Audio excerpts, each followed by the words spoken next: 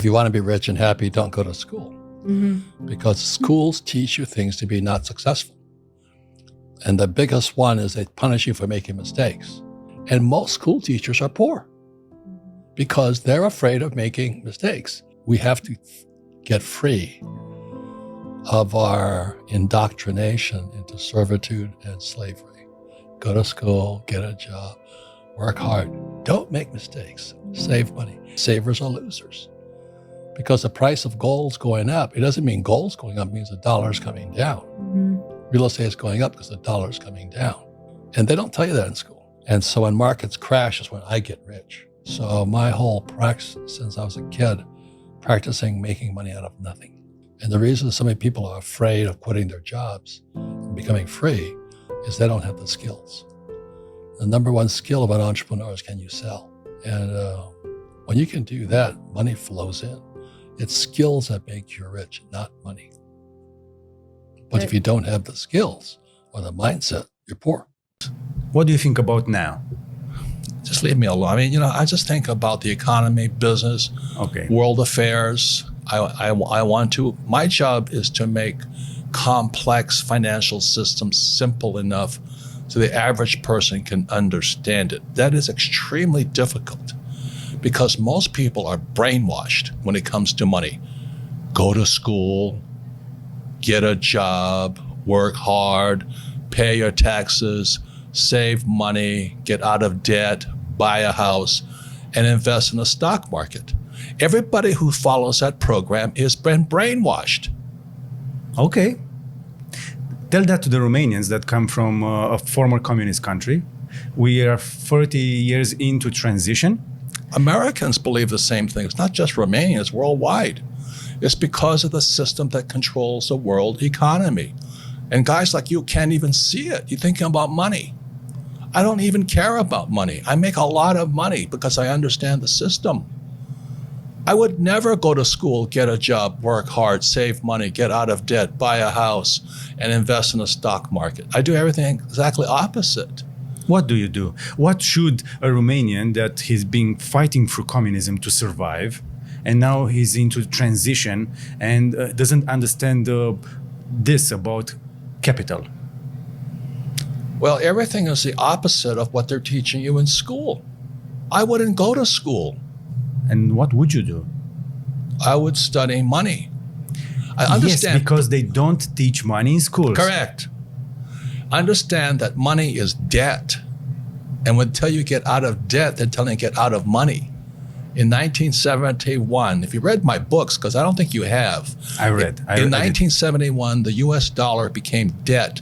The US dollar is the reserve currency of the world. I don't know if you know what that means.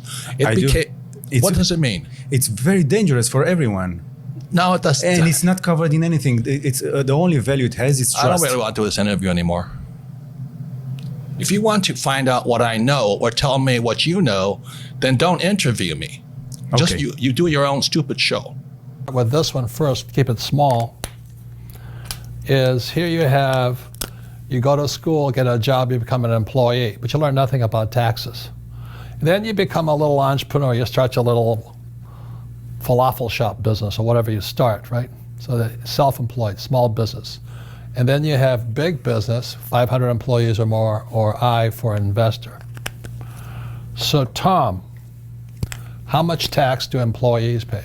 Well, typically if they're making a good salary, and this is, by the way, the same rates around the world, typically it's going to be about 40%. 40%. And after the Trump tax cut, did that change much? Not much. It didn't. So if you're I'm going to start my own little business, I'm going to start my little pizza shop or my coffee shop, how much do these guys pay? Well, now it goes up because you're paying both your share of the taxes plus the employer share of the taxes because you've got both sides. So now it goes up as high as 60%. So when you hear a young person, an old guy like me say, I'm going to start my own business, they don't know anything about taxes, do they? No, and in fact, this is the place where people get in trouble because over here, the money's being taken out of your paycheck. But here, you're responsible for your taxes. And so what happens is that you go, let's say you're successful with your pizza shop, right? All of a sudden, tax time comes around, oh no, I've spent all my money and I don't have money to pay the taxes. And people go out of business real fast here. Well, it is surprising because a lot of the millennials do want to start up their own small little business, right? And what they're not aware of is that they're going to be in the 60% tax bracket. Because taxes are your single largest expense.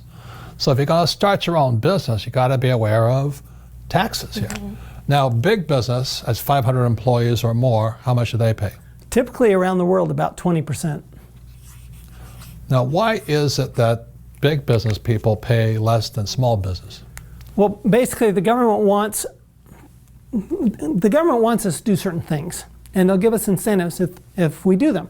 And what they want out of a big business is they want employment. So they want to create employment because that creates stability in the country. Jobs. Jobs, right? And so the more jobs you create, actually the more tax benefit you get. Well, look at Amazon right now. They're looking at moving their company.